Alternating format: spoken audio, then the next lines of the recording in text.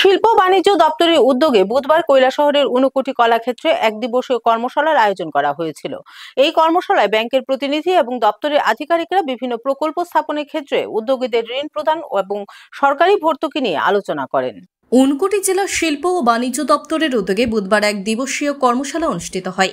এদিন কৈলাসহর কলাক্ষেত্রে আয়োজিত এই কর্মশালায় ঊনকোটি জেলা পরিষদের সহ সভাধিপতি সন্তোষ ধর, কৈলাসহর মিউনিসিপাল কাউন্সিলের ভাইস চেয়ারম্যান নীতিশ দে, ঊনকোটি জেলা পরিষদের সদস্য বিমল কর, চণ্ডীপুর পঞ্চায়েত সমিতির চেয়ারপারসন শম্পা দাস পাল, পেজারথল এডিসি ভিলেজের চেয়ারম্যান সজল চাকমা, ডিআইসি এর ম্যানেজার অশ্বিনী রূপিনী সহ আরও অনেকেই উপস্থিত ছিলেন।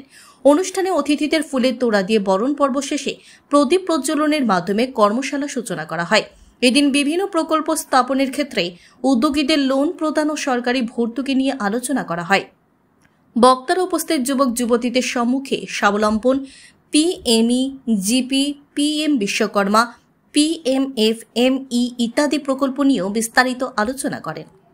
অর্থনৈতিকভাবে স্বাবলম্বী হতে পারে তার জন্য কেন্দ্র এবং রাজ্য সরকার নিরলসভাবে কাজ করে যাচ্ছে, যাতে করে ভারতবর্ষের তথা ত্রিপুরা রাজ্যের প্রত্যেকটা যুবক যুবতী নিজে প্রতিষ্ঠিত হতে পারে। আমাদের রাজ্যে অনেক কর্মঠ যুবক যুবতী রয়েছেন যারা অর্থনৈতিকভাবে দুর্বল, কিন্তু নিজের উদ্যোগে প্রতিষ্ঠিত হওয়ার উদ্যম ইচ্ছা শক্তি তাদের রয়েছে।